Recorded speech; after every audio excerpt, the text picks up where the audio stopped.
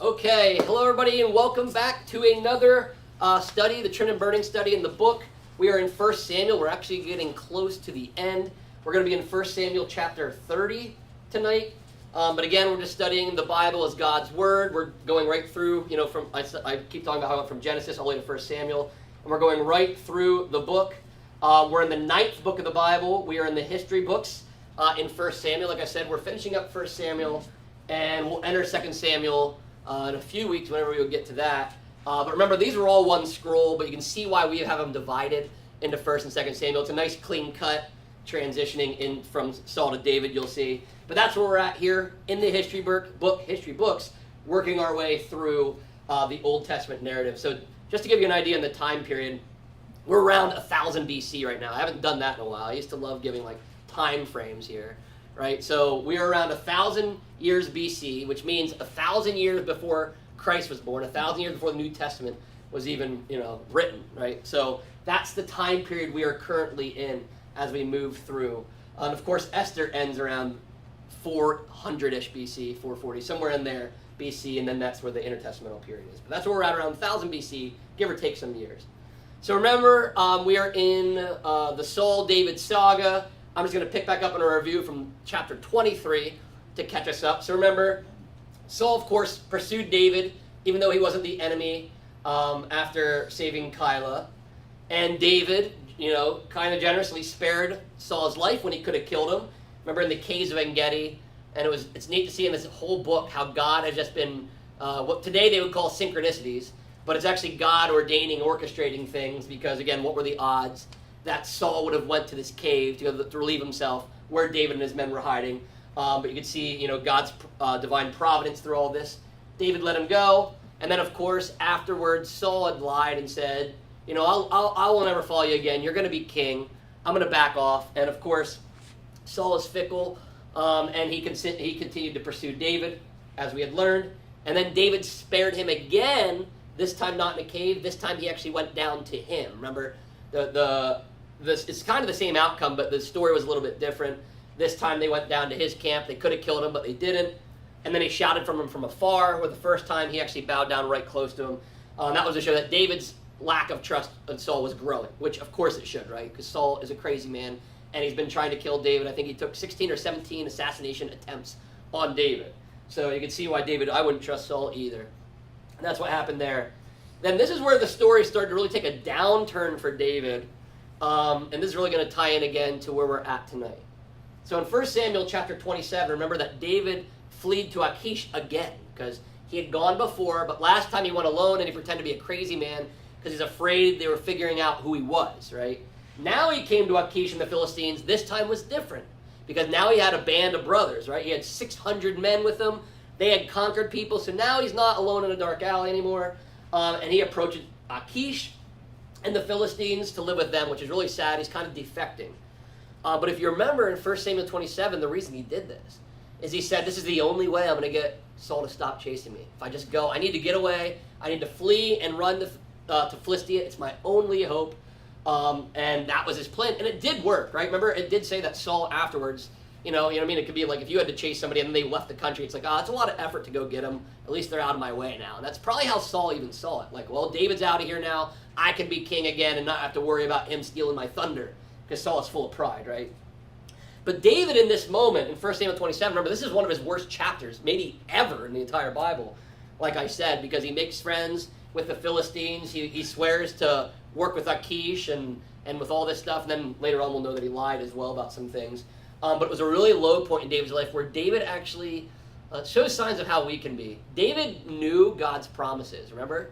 Even Saul knew God's promises. Samuel knew that David was going to be king of Israel, and God had promised that. Yet, David's like us, who can get in his head and say, you know what, maybe actually I'm supposed to, I don't know. Maybe I'm not going to be king. Maybe I should just go hide out and leave Israel, and maybe that's the best place for me. So he was really down in the dumps, right? He was not excited like, hey, I know I'll be king, and I'll go back one day. I'm just going to go for a little bit, and I'll go back be king. You didn't see that positive language. It was very negative. And, I mean, just imagine trying to avoid assassination attempt after assassination attempt. It would just feel exhausting, right? So we understand why he felt like that, but he was starting to maybe not, I don't know if he doubted God's promises, but they were not at the forefront of his mind anymore. He was not clinging to God's promises. He was kind of in deep depths of despair, and that can happen to any believer. We have promises of God for our own lives, yet sometimes we can feel helpless, and maybe I shouldn't even be doing this, maybe, and we can get down in the dumps. So you can see how mentally it's really important. That's why, God's word is our daily bread, and we should be praying without ceasing, the Bible says, right? Because we have to keep our minds in the game of God's promises and what he said. David, his bad moment came from no longer checking in with God, no longer asking God what he should do, and just kind of acting scared. But we can't blame him, because like I said, we would probably do something similar. And then, of course, the chapter got worse, because remember, David he got Ziklag. This is where he got his town of Ziklag down on the border, because he wanted to hide out, because he's going to do some nefarious things, right? Because remember, for a living, he didn't ask God to go kill them. He was killing the Israelites' enemies, right? He was killing them and seizing and with plunder and stuff like that. But that was just almost like as a job, right? And he was lying about it. He was killing women and all the men and children. He's killing everybody, so they couldn't go back and tell Achish that he was lying, right? Because he told Achish, the Philistine leader, hey, I'm taking out all the Israelites for you. I'm taking out all my former buddies. But really, he was helping Israel, killing all the enemies that God had told Israel to kill. Problem was, David didn't ask God about this, and he didn't do it in the right way, right? He was doing it for a living, right? Not because God commanded him. But he did. You could also see the pressure. There's a lot of things go into this. David had a lot of men to feed, which means a lot of wives, a lot of children, and a lot of animals. However, it's never right to sin to get what you need. And this, that's why I say this is one of his darkest moments. And then again, I have these maps because they're very helpful when you're reading the Bible. That all happened down in the southwest region of Israel, where it's actually, like I keep reminding you guys, Gaza, all the chaos going on today in Israel, it's actually the same location, very similar land area of where that part of the story, about 24 through 27, those chapters took place. And then the last two chapters we covered, remember 1 Samuel 28, this really sets the scene for the end of 1 Samuel. Saul fears the Philistine army, and this will be, we know, the Philistine army that it brings Saul's demise. But he saw the army coming up, and he was afraid. And remember, that's because they were coming up north. They were so far away, right?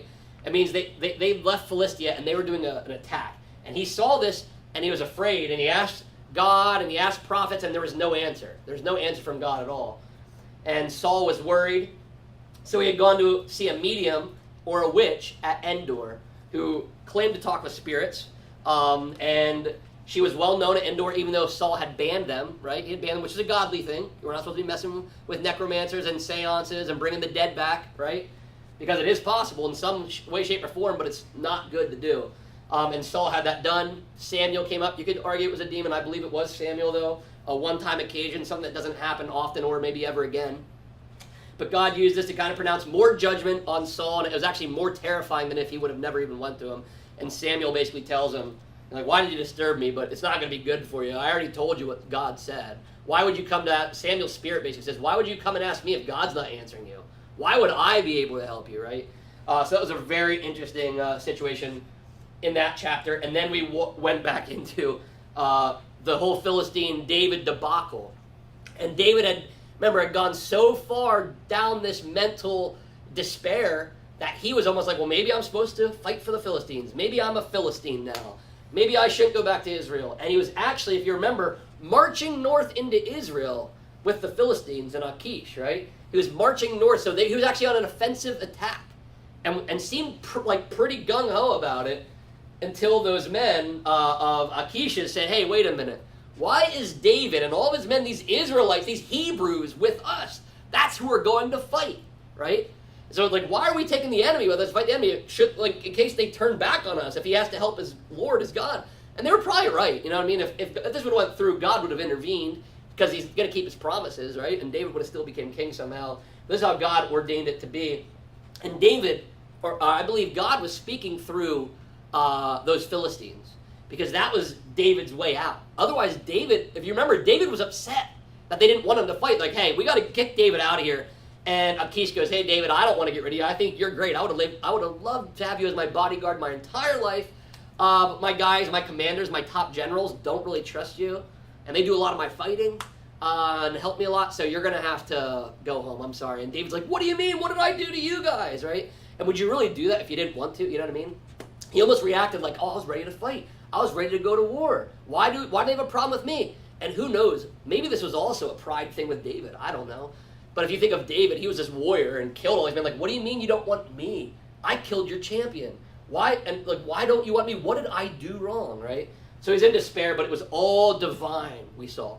God was actually helping David out of a very bad predicament that could have ended in a lot more sin than he had already been in. So again, not a good thing, but we do find that at the end of that chapter, it was a shorter chapter, David and his men agree, and they say they're going to leave and go back. And here's that map of where it went. So again, remember, they were down all the way in Ziklag. So you can see southwest Gaza, where I just showed that first map. Now they're all the way up north. And you can see those red lines are showing the Philistines attacking up north, right? So this would be like Mexico below us, all of a sudden ending up in Nevada. You know what I mean? Like, whoa, hey, what are you guys doing up here? Like, so it was an offensive. It was an invasion is what they were doing here. And that's why you see Ziklag. That was David's men joining. And the green arrow was Saul and the Israel army. They were heading north because actually he was down near Jerusalem in Gibeah there, and he went north because he knew that's where the war was going to happen. It was taking place. That's why, remember, Endor was up north. That's why he saw the witch of Endor, because he was up there and she happened to be in that region, right? But he was going up there because he knew this mounting attack near Mount Gilboa up in Jezreel was going to take place. Ironically, if you really want to get technical, you can actually break this down. Megiddo is up there, is very near where that's at. And Megiddo is where we get the term Armageddon. The final battle in the Bible says will happen in that same region that this happened. So it's a pattern. There will be a war again, and Jesus will win a war in the same location that Saul will eventually get killed. But that's what was happening. That's why I want to show these maps, to give you a visual, because we can, like I said, we can read a lot of things, but to really I'm a visual learner, so I like having maps and know what's going on. So now everybody's migrated up north, and it was at Aphek. See that town right there? David didn't make it all the way up to Mount Gilboa. He got to Aphek, and that's where that whole thing, he got kicked out and had to turn around from home. So you can see how far he is from Ziklag, but they got all the way up to Aphek, and that's where we're going to pick up in chapter 30. So what we're going to do, as usual, we're going to go ahead and read through verse by verse in chapter 30, and then we'll go ahead and break it down. All right, chapter 30 starts. Now when David and his men came to Ziklag on the third day, the Amalekites had made a raid against the Negeb and against Ziklag. They had overcome Ziklag and burned it with fire, and taken captive the women and all who were in it, both small and great.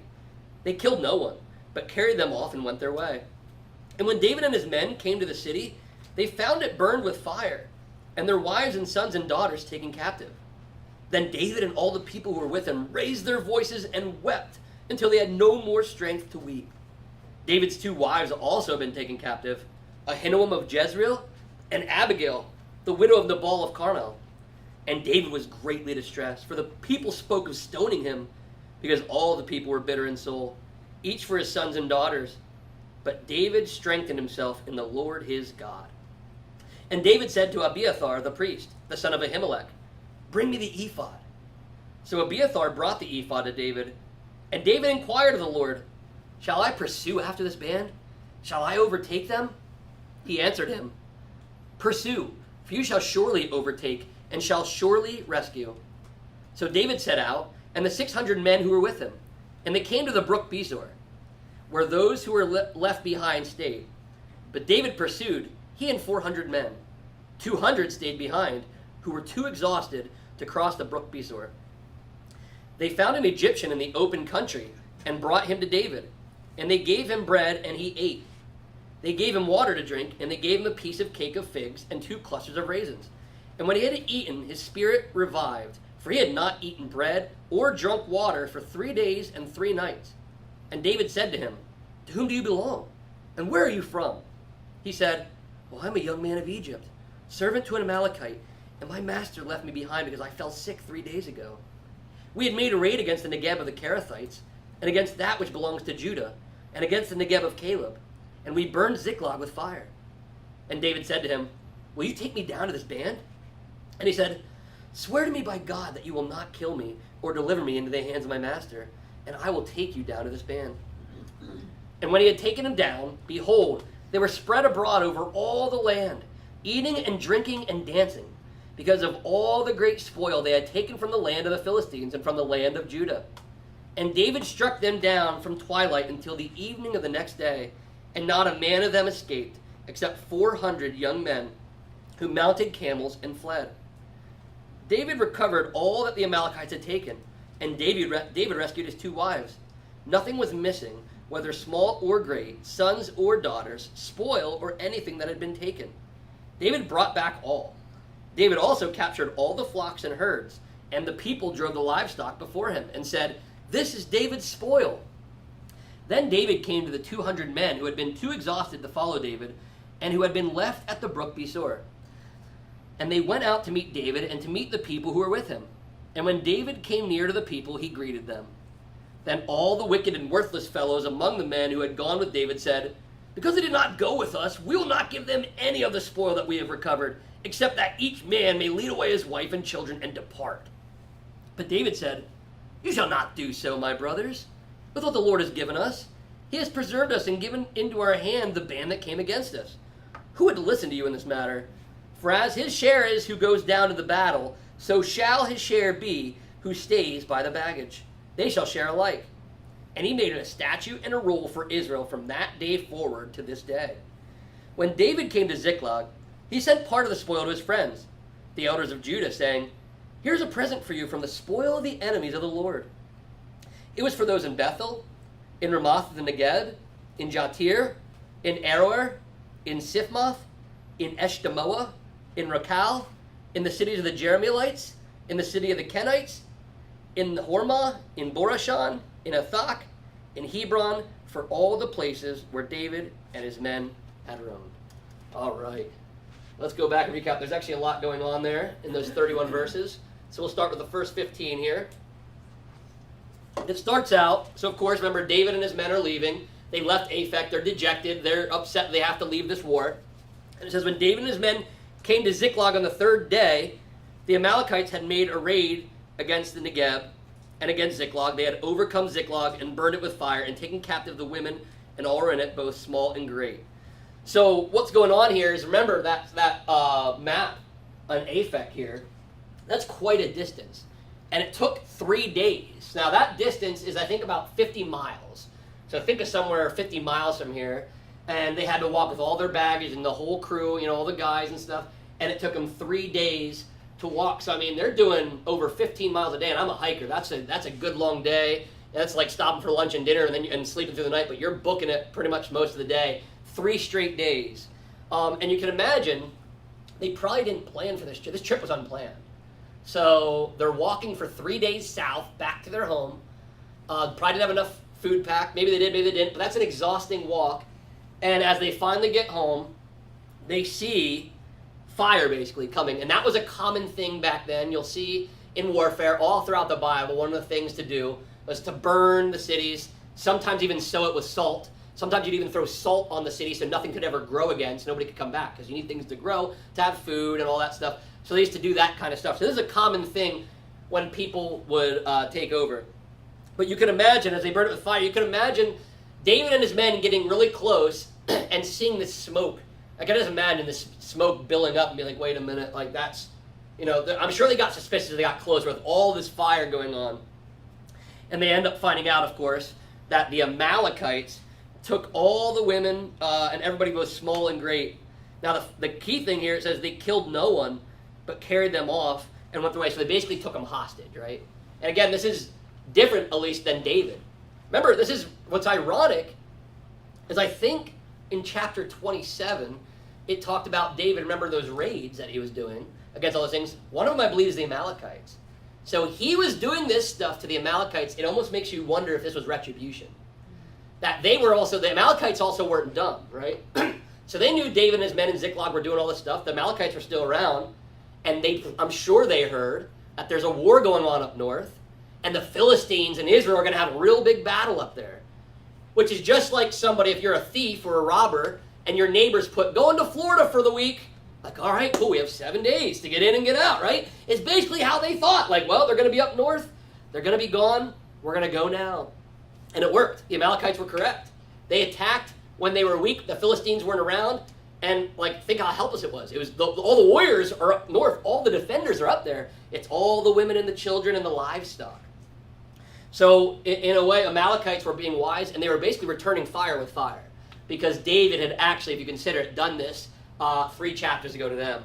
So you can see maybe this is retribution. It doesn't say for sure, but it makes sense if you put the details together. However, I love that it says they killed no one, and this is a divine thing, because back then, people were killing. And again, if this was retribution, the Amalekites know, according to that story, David was going in there and killing everybody in those towns and slaughtering them.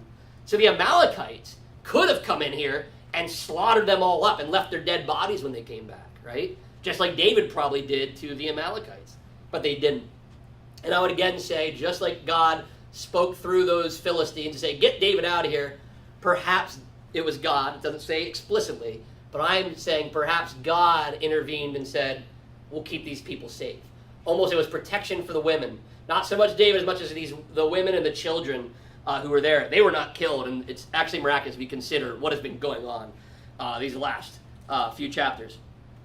So it says, when David and his men came to the city, they found it burned with fire, and their wives and sons and daughters taken captive, which would make you sick, right? It's very similar to, what's going on over in Israel and Gaza. There's people still captured, and it would make you sick. Could you imagine if you knew one of your family members is alive, not even dead, but you're at least glad they're alive, but now every day you think about, well, these people aren't nice. They're not their friends. They're not going to be living in luxury. They're not going to be getting the best food.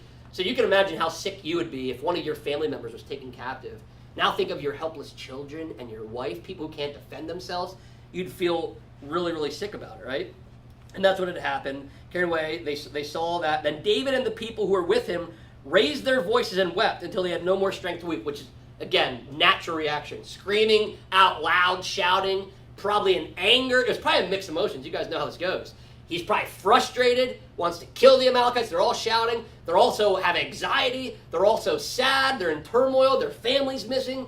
It was a lot going on here. And you know how it goes in crisis, how people lose their minds sometimes, and there's not a lot of calm, right? And that's what's going on here, I'd imagine. It says David's 2 wives, you see his wives were kidnapped, so David was, it says was greatly distressed.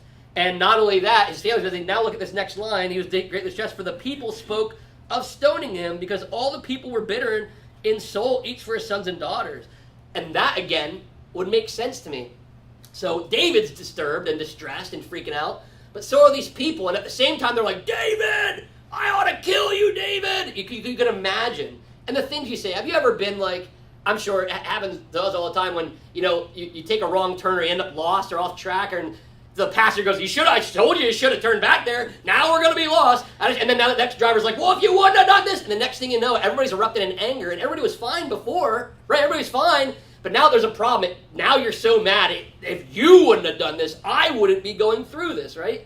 So you can imagine, we've all been there. We've all blamed people for, I can't believe, and you harp and harp on it, and you harp on it, and it's only this bitterness that comes out. And your trip would have been fine if you wouldn't have missed the turn, right? Would have been fine. Nobody would have blamed anybody, right? But these things happen, right? When bad things happen, or that broke, I told you not to ever touch that. I can't believe you. We've all been there, right? So you can imagine, and now it doesn't involve missing a turn or breaking a lamp that your grandmother made or something. It involves your children missing and your wife missing. And I bet you they were enraged. I bet guys were holding stones and shaking them in their hands, saying, let's go, everybody. Let's do it. So imagine David. David has now bottomed out. He has hit rock bottom, I'd say, because he left Israel. He defected. He joined the Philistine army. They rejected him. So he feels dejected by the enemy. And then he comes down, and now his wife and children are kidnapped. His city that he had built up, which is like the nice little stronghold, that's burned, right? And all the while, we are also good at, although we blame other people, don't forget, we are our worst critics too. A lot of times we don't talk about the things that we say in our heads to ourselves. I'm sure David's head was going nuts. I'm such an idiot. I can't believe I went to the Philistines. I can't believe I did all this. I got all these guys. Now they're going to kill me, and I'm never going to see my wives again. I can't believe I left. You can imagine his head is just going with all this turmoil, beating himself up, and literally bottomed out because he's got people who wants to kill him, his family's missing, the Philistines didn't even want to fight, and he caused this whole mess because he didn't listen to God. And I'm sure he's in his own head, and this is probably the worst David may have ever felt in his life. I don't know, but I'd imagine this is, other than maybe the whole Bathsheba thing, that he felt awful about that, but this one is awful because he's affected so many people. And again, I know David didn't want that. So that, like, could you imagine if somebody put you in charge of watching their kid and their kid got kidnapped? How you would feel, right? Now imagine all the kids you were supposed to be in watch got kidnapped, and all the women too. So, I mean, this is a sick feeling that he had to have. But I love what it says right there. So you see how he bottomed out and how he's distressed because they all want to kill him and everybody's gone. But I love how it ends that paragraph. But David strengthened himself in the Lord his God. And I think it goes to show you of what we all know. The Bible talks about is sometimes you need to be drained of everything you have. It kind of reminds me of, and it's a little bit different when Paul says, when I'm weak, I am strong because the Lord's power can work through me. And here, David's might has always been here and doing this. Now David has nothing, and he is emptied. He is spiritually bankrupt right now. And now he can finally say, God, I really need you. And he finally snaps out of it. And sometimes you know how this is. A lot of times people change their lives or come to Christ. Not all, but a lot of them because they've bottomed out. Because they're addicted and they don't want to be anymore. Because they've been failing at this and they don't want to do it anymore. They've lost everything. Their house is gone. Their job is gone. And that's when they finally reach out and they don't want to try doing it on their own anymore. And that's when God shows up, right? Because God's really the strength behind us all and why everything works out. We've seen here how God has ordained everything in this whole situation even. But David finally comes to the end of himself and says, I'm done, Lord. I'm done. I need your strength. And this is where it turns around. And it's like God had to make him go through all this personal hell for him to finally realize he needed to rely on God. Because did you notice the past few chapters, we haven't seen David go to God at all for anything. He didn't go and say, hey, God, Saul's still trying to kill me. Should I go to the Philistines or not? Should I go to live with Achish or not? And then when he was there, he didn't say, hey, should I go up north and fight against Israel or should I not? You didn't see that because he was so lost in just being lost. Right? And when you're lost and you're not focusing on God, you can go all over the place. And this is where David's life just became disheveled. Because he wasn't asking God about attacking doing those raids. He wasn't asking God about anything. And look where it ended up. This is what happens when you try to do your own things in your own way. It ends in destruction. It ends in absolute destruction. And the only way to fix that when you come to destruction, this is more proof. It's not the end of everything. You can always turn to God. And that's what David does. And then right from there, as you can see, he bottoms out. And now all of a sudden, things turn around. And David said to Abiathar the priest, the son of Ahimelech, bring me the ephod. So Abiathar brought the ephod to David, and David inquired of the Lord, shall I pursue after this band, or shall I overtake them? He answered him, pursue, for you shall surely overtake, and shall surely rescue. So right here, we see David, after he bottoms out, and it says he gets his strength from the Lord. He's now re-strengthened. So that was supernatural, because why should David be strengthened at all if not for God's strength? Because he's in a pretty bad spot. But God gives David strength, and he says to Abiathar, which remember, Abiathar is the one who was the son, remember the priest Nob that David's sin had killed? Abiathar's dad got murdered because of David's lies, by the way. So that's more of this, but he has Abiathar, the priest now. He says, hey, go grab that ephod that you guys wear, which is probably from the high priest. There's a high priest one, they all have ephods, but there's a high priest one, and bring it here. And what's going on here again is that Urim and Thummim I've talked about before, almost like this divination dice. It would have been in the front pockets of the ephod. They would have got him out to ask God questions, which we don't use now, obviously, because Jesus is our high priest. So you don't need to do divination stuff and say, I need to go get my Urim and Thummim and ask God questions like the magic 8-ball, right? Don't do that. This was only, this is a thing before Christ came, what they did, and even afterwards, you never see the Urim and the Thummim and the ephod ever again in this way. But that's how they did it. That's how they inquired of God. This is the one way they could do this. So he went and asked God finally, and I think God would have answered him just like he answers here. God would have answered all the other times he asked him, but he just never asked. But he asked him, should I pursue this band? He's finally got his head right. Like, hey, God, if I go there, am I going to be okay? Should I go after him and should I do this? And God says, yep, you shall surely do it, and you shall overtake and shall surely rescue. And what I love about this line here, like, it could have been a yes or no. It could have just been, yep, do it, right? Yes, go ahead, David, just go do it. But God does not just say yes. He does not answer it. He also offers this promise that can give you confidence and hope, because perhaps it could be discouraging going into these wars. Imagine if God's like, yep, go ahead, go fight. And you're not sure, but God here confirms, like, yep, go ahead. You're going to overtake and you shall surely rescue. That would be pretty, heartwarming to me. Like, wait a minute, I'm going to get my wives back. They're not going to be killed when I show up. And God's here saying, no, you go and attack. Not only that, it's going to be good. You're going to win, and you're actually going to rescue everybody. He says it right here. It's prophetic of what God says is going to happen.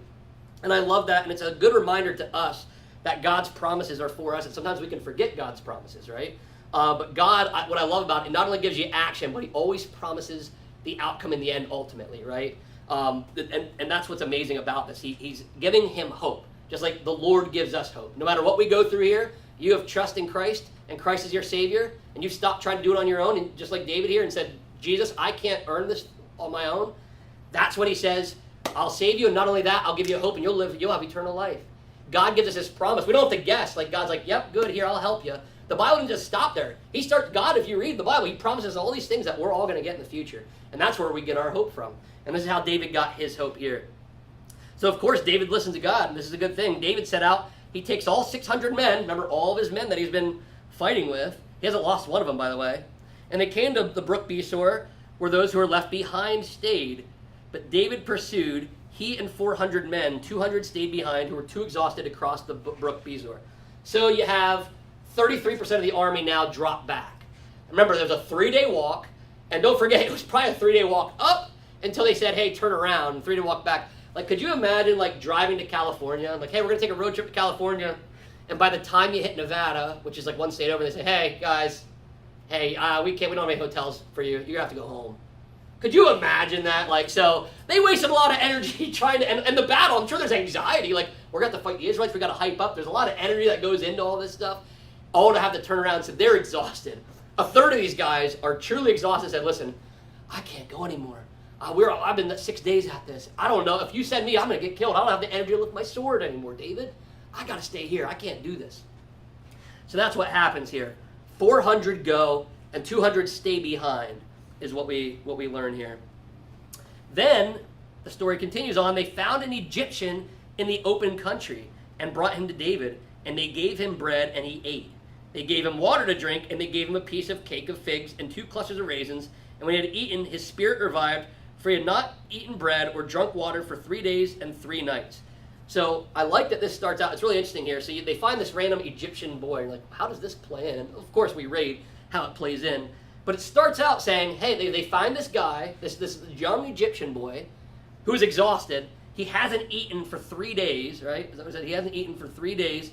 And they bring him to David, and the first thing they do, they gave him bread, and they gave him water to drink, and they gave him cakes of figs, 2 clusters of raisins, which wouldn't be my favorite meal, but back then that was customary. So he probably was like, hey, this is great, thank you. And he helps him. And you see just grace on him, because, you know, if they saw this Egyptian, they could have taken him as prisoner and said, who are you with? Which he was with the Amalekites, it would have been bad. They could have killed this kid, right? They could have done it and said, especially in their hot anger, like, oh, we're going to return something for you, right? But they don't. They actually show grace. You can see David's heart has changed here. It's like Christ has changed his heart. He went from, we're going to kill, we're going to do all this stuff, I'll fight, to now, hey, let's give the kid some water. Let's give the kid some food. I know he's not in Israel. Let's just help him out. He needs something. He hasn't eaten in days, right? And then David says to him afterwards, he didn't ask first. He asked then, to whom do you belong, and where are you from? He said, I am a young man of Egypt, servant to an Amalekite, and my master left me behind because I fell sick 3 days ago. We had made a raid against the Negeb, the Kerethites, and against that which belongs to Judah. And he goes on to tell them that they burn it with fire. What's interesting here, so he says now he's a servant of an Amalekite. He has identified himself. I am with one of those guys that basically kidnapped all your family. And he goes on to say, I was here, 3 days ago I got sick. That's why I'm behind. I got sick, and they, you can imagine, they came in, burnt the place. They don't want to hang out. Like, hey, let's go. Whatever happened, doesn't say why. The guy ends up sick. The young man ends up sick, stays behind. And because of that, they didn't have any food or water. They didn't leave any provisions behind for him, any bread or water. It's almost like they left him for dead, if you think about it. I don't know what would have happened. What would have happened to this Egyptian boy? I don't know. It doesn't even talk about it. It doesn't even consider it. But what would have happened to him if David and his men would have found him? Probably died, because he seemed to be in pretty bad shape here, and he's already sick. But again, I think this is divine intervention. The psychologists call it synchronicities these days, but this is what it is again. Just so happens this Egyptian that just so happened to get sick, just so happened to be left behind, and just so happened to be there and tells David everything that happened, confirming of what had happened, right? And he fills him in that I was actually there and I was a part of this, right? And again, they don't kill him. They didn't kill him, which is great. And he goes on to say, and David said to him, will you take me down to this band? And he said, swear to me by God that you will not kill me or deliver me into the hands of my master, and I'll take you down to this band. So again, it was a divine thing, because we don't know if David would have ever found them, right? Could you imagine if somebody kidnapped your family, they never tell you where they're going? They could end up in Montana, they could end up in Hawaii, they could end up across in South America. You don't know, right? But luckily, he just so happens to find this Egyptian that just so happens to know where the camp's at. So again, you can see God orchestrating this, because who knows if David would have ever found them. We don't know. All we know is God orchestrated it so everything would work out, right? And that's what we're seeing here. This man just happens to be behind, happens to get sick. David happens to help him out, and he happens to know where everybody's at. And he's going to help him as long as he promises not to kill him. And what's nice, you can already see David's already not killed him. So he's been pretty generous now. And David says, no, I'm not going to kill you. Take me to where they're at. This is all divine appointment, I would call this, a divine appointment. And then the story continues on. This is where David gets to defeat the Amalekites. So when he had taken them down, behold, they were spread abroad over all the land, eating and drinking and dancing, because of all the great spoil they had taken from the land of the Philistines and from the land of Judah. So here, when he says they, they're talking obviously about the Amalekites. What's happening, what it's saying here, they're eating, they're drinking, they're dancing. They're having this big, giant victory party. Wherever they're at, and again, they stole everything. They got out of there. They went to their camp. They think David and all of his guys are still up north. They can't believe they got away, and they're having a party, and they're getting drunk, and they're eating food, and they're dancing, and they're all cheering. It's a big party that's going on here because of everything they got. So you can imagine just the scene here. And again, they're not expecting David or anybody to be around, so they think they've got everything, and they're doing great. And then it says, and David struck them down from twilight until the evening of the next day, and not a man of them escaped, except 400 young men who had mounted camels and fled. So it says here, from twilight until the evening of the next day. So a better way to understand this is basically David and his men come up. You could probably hear, like, imagine showing up, we walk down here down the road and you hear noise and you hear music and there's probably campfires and you look and people are dancing and cheering. They're probably watched from behind the bushes. I can imagine the movies. I don't know if this really happened. But David and his men probably said, oh, here they are. This is the camp. The Egyptian takes them. And they're all getting drunk. And David, don't forget, David and his men are exhausted. So it would be more maybe like to consider that they said, all right, here they are. Let's take a sleep. Let's get some rest. And then at twilight, we'll start killing them. So I'd imagine that David and his men took a little rest here. It doesn't say that, but I think that's more what it's going for here. See, until the evening of the next day then, it's till they fought them, and it says not a man escaped, except 400 young men. So there were a few that fled, but David started killing them and won, and it would make sense, again, that they'd be wise. If you see there's a drinking party going on, hey, let them have some more wine. Let them have it, because they're going to be a lot less handy with that sword, right? So I can imagine it was probably a slaughter. They were probably stumbling over themselves, probably still drunk from the party or what's going on, and David and his men just went and cleaned house, and the people that had enough, it was probably like one of those parties when the police come and break it up, and some of them ran, 400 ran, and the rest got slaughtered, right? The rest got taken over, and that's how that happened. And then it says, David recovered all that the Amalekites had taken, and David rescued his 2 wives. Nothing was missing, whether small or great, sons or daughters, spoil or anything that had been taken. David brought back all. David also captured all the flocks and herds, and the people drove the livestock before him and said, this is David's spoil. So how amazing is that? Again, this is divine. Because of what situation? Like, could you imagine? Like, this is a crazy thing to imagine. Like, that's just why I just keep saying it's so divine when you really start logically thinking about this. Could you imagine you go home right now, and you had family and children there, and you get home and your house is on fire, and they're all gone, and all your stuff's missing, your refrigerator's gone, your couch is gone. And then you go down the road all to find out it's all there, you get it all back. Hey, your family's safe, you're good, you get your couch, your refrigerator's still plugged in, all your food's still there, bring it on down, we got some stuff to carry it in baskets. Like, could you imagine, like, whoa, how did this work out, right? I would imagine I at least would have had something missing, right, from my spoil, or I would have just been happy to get my wife and kids back, and I would have been okay. But here, God has been so caring and loving and gracious to them, and merciful, I should say, that He has allowed them to get everything back, right? And what I love about this is it's a really good reflection of how God is with us. There's so many things that we should lose things for what we do, and our sins should really take us into some turmoil. But God in His graciousness, when we repent, He gives us things that we should have maybe lost. Maybe we should have never got back. And that's what you see here. David deserved everything he got. He probably would deserve to have this stuff taken from him and have all kinds of awful things happen. But because God loved David, He had mercy on him and gave him everything back, which again Try to find another story in the Bible where a town gets burnt to the ground, people are kidnapped, and they get everything back. I don't know if there is another one. This is the only one I know of. There might be. But I'm telling you, this is really rare, and it shows God's love for David, and it helped through all this, because it could have been a lot worse. But then to make it even better, not only that, he got their spoil. So again, let's go back to the scenario. You go home, your house is burnt down, all your stuff's missing. Then you go and you find it all. Not to mention, now you can take all this other stuff. These old people are gone. Now you can steal the thieves' stuff. Now you actually got extra stuff, right? This doesn't make any sense, right? But again, I think this is a glimpse into God.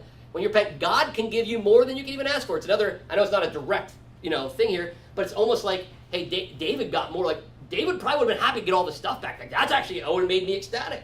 But not only that, God gave him abundantly more than what he had before. So you can see God's blessings, and they don't make sense to us sometimes. Why is God so gracious to us, right?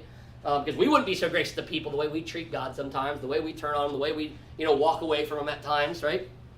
But God shows his love and his character right here, that David went from getting robbed and almost having his family murdered to getting them all back and then getting more than he had before.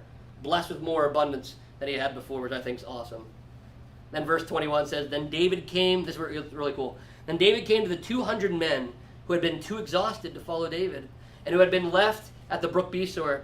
And they went out to meet David and to meet the people who were with them. And when David came near to the people, he greeted them. Then all the wicked and worthless fellows among the men who had gone with David said, Because they did not go with us, we will not give them any of the spoil that we have recovered, except that each man may lead away his wife and children and depart. So what happens here is, they won the war. Now they finally get back. They get back to Ziklag now, they're getting back to the area now they were at, because they went and killed the Amalekites, and they come back. Remember, there's 200 guys there. Those 200 men were there waiting, and they see, they hear the army coming, and they run out to greet them. So how did it go? How did it go? And David comes out and greets them and everything. And then you have these people, which it uses some not so good terms, wicked and worthless fellows, which goes to show, even though David was a great man, he had an army of 600, he still had some jerks too, right? Some real guys that weren't really godly and had a bad character. And you can see it here. We might even said, like, hey, we're the ones that fought. They should be lucky enough to hit the road. They're lucky that we don't kill them. They should take their family and get out of here. That's their reward, David. Get them out of here. And it identifies them as wicked and worthless because they were thinking really incorrectly. They were thinking that they had done more. And they did go out and fight, and they pushed on. I'm sure they were exhausted too, right? But they were so mad, saying, I did all the work, and think we can do this sometimes too. I did all the work. Why should they get anything? I did it all. They should just be happy that if I even give them whatever, right? So you can see this attitude they have, which is not a right attitude. And David corrects it here. It says, But David said, You shall not do so, my brothers, with what the Lord has given us. He has preserved us and given into our hand a band that came against us. Who would listen to you in this matter? For as his share is who goes down into the battle, so shall his share be who stays by the baggage. They shall share alike. And he made it a statute and a rule for Israel from that day forward to this day. So David has a more godly approach. So look at how these wicked men were looking at it, saying, we went and fought this. This is ours. We earned this, right? And wait, let's back up now in the story. Let's think of the whole time, like, wait a minute. You guys are lucky your whole family's not killed. And you got all your stuff robbed, right? You're really lucky, and God's been really gracious to you. But this is how a human mind can work. Even a good Christian, this can happen to us. All of a sudden, where we pull some accomplishment off in the world, and something really good comes, and all of a sudden we think, wow, that was really good of me. I'm glad I earned this, right? Forgetting that the whole reason we had the ability to do anything good was because of what God did for us. If you have anything good in life and you accomplish anything great and get spoiled or get riches or get some great outcome, the Bible tells us we can't even claim that as our own, because we only have the gifts we have. They all come from above, right? So these men had things out of whack. It was very prideful. Me. I fought. I won. It's mine.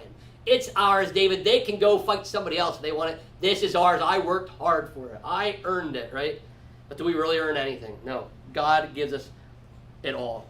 And I love what David says. David, in the way he talks about this, reminds me in one of the letters that John writes, I can't remember which one it is, basically, talks about how people always want to be the pastor or a Bible teacher because they can help people because they can't do this. And, they are the only ones that can help people. But the only way you're helping people learn the gospel is if you're teaching the Bible or telling them about Jesus. But what people don't realize is you can be a partner in the gospel in any way. Whether that is giving, whether that's mopping floors, cleaning bathrooms, whether it's, contacting you. There's all different ways to help spread the gospel. Anybody can be a partner in the gospel. That's what John talks about. Those who give are just as much as the ones who are preaching. It's not just the ones that are preaching that are saving people. All of you who support the preachers, all that you help, who give, all you who work in the church, all you who do that, everybody's equally there. Pastors don't get extra bonus points for saving people more than anybody else. If you've done stuff for your church and you've done your part with your abilities, you are equal in helping push the gospel, it says, as others. And that's kind of what we're seeing here with David. Is anytime, it doesn't matter if it's just strictly teaching, when you are trying to advance the gospel and you're using your skills and gifts, it doesn't always have to be this one way. And that's what David's saying. Hey guys, just because they weren't the ones out fighting and doing the fighting doesn't mean they didn't help us. Why? Because they were back guarding our town, and that was a job. You guys weren't doing that, right?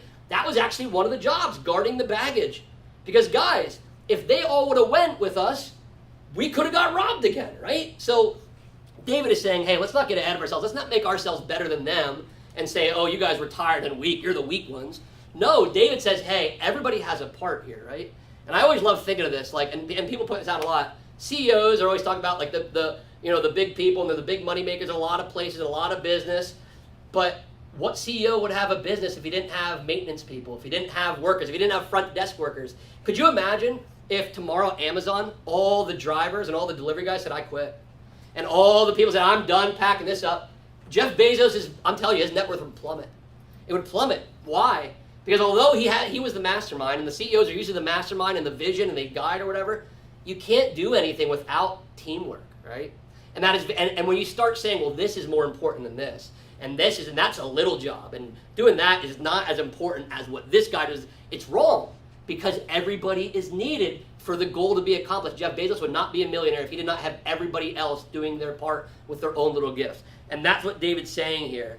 David is saying they did a part, they are equal, and by the way, he takes another step further. By the way, guys, this ain't ours. I don't know what you're saying about giving your stuff, right? This is God's. The reason we have this is all because of God, right? You can see how David's mind is completely 180 for good, right? He went from a couple chapters ago in 27 to saying, hey, I'm no good. I might as well get out of Israel. They hate me. I'm going to go live with the Philistines. I don't know what's going to go on, and maybe I'll just fight in their army. To, hey, guys, God's with us. This is God. We're going to help them. They're part of us. And so you can see his attitude has completely changed, and now he's saying godly things, right? And I love it says here that he made it a statute and a rule for Israel from that day forward to this day. So it means before this, it almost became like, a constitutional amendment to Israel. Hey, by the way, new law, anybody who stays with the baggage gets just as much as the warriors. That's a new law, everybody. So he kind of settled it from here on out and made that the new order. Although, theoretically, it was always there. That was always God's intention, that he needs everybody, right?